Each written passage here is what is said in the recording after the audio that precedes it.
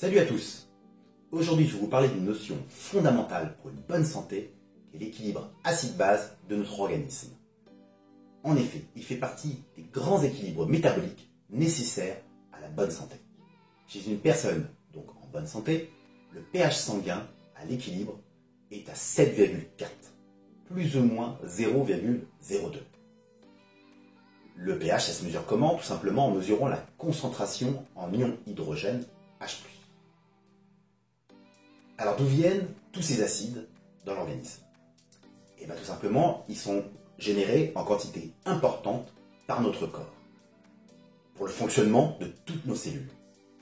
Un exemple, c'est la production d'énergie à partir du glucose, qui va produire du CO2. Et le CO2 dans l'organisme, par une réaction avec notamment le H2O, va produire des acides.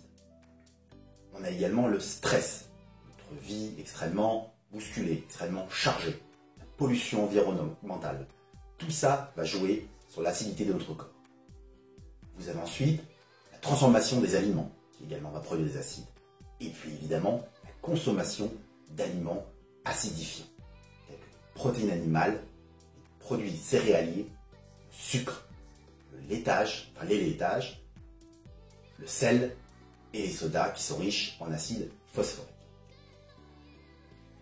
Comment notre organisme va donc gérer cette acidité? Eh bien, il a deux modes de défense. Le premier, à très court terme, en quelques secondes, c'est l'action des tampons, les bicarbonates, les phosphates, notamment, qui proviennent de l'ATP, les protéines, les acides aminés, et puis l'hémoglobine. À moyen terme, quelques minutes, quelques heures, la compensation va se faire via la respiration.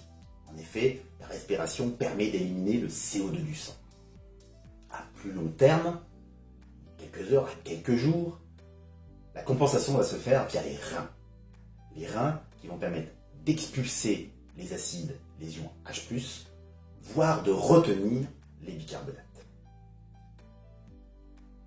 Dans le cas où la quantité d'acide dépasse les capacités de neutralisation de notre organisme, celui-ci va alors les stocker dans des endroits divers de notre organisme, notamment le tissu conjonctif, les articulations, les muscles, tout ça va venir les encrasser. Et à plus long terme, on risque de tomber dans une acidose chronique, c'est-à-dire un état d'acidification chronique et latente. Quels sont les risques associés à cette acidose chronique? Tout simplement, les os vont se déminéraliser et vont se fragiliser, notamment pour libérer du calcium. On va avoir de la perte musculaire. On va avoir des risques de calculs rénaux. On va avoir des tissus qui deviennent moins sensibles à l'insuline. On va avoir une sensibilité à la douleur qui va augmenter. La tension artérielle également va augmenter. Le système immunitaire va devenir moins efficace. Et la fatigue va finir par s'installer. Qu'est-ce qu'on doit faire pour lutter contre cette acidité? Eh bien, il faut consommer des fruits, des légumes, des amandes aussi qui sont excellents, des minéraux alcalinisants et éventuellement des bicarbonates. Alors en gros, ce qu'il faut, c'est consommer des aliments riches en minéraux alcalinisants, donc magnésium, calcium, potassium, sodium, fer, manganèse, et puis éviter ou rationner les aliments riches en minéraux acidifiants, chlore, soufre, phosphore, fluor, iode, silice, donc principalement les protéines animales. Il y a un indice très utile pour savoir si un aliment est acidifiant ou basifiant. C'est l'indice PRAL, Potential Renal Acid Load. Donc en gros, c'est la représentation de la charge rénale potentielle. Donc plus vous êtes dans des valeurs positives et élevées, plus c'est acidifiant. Et plus vous êtes dans les valeurs négatives, très négatives, plus vous êtes basifiant.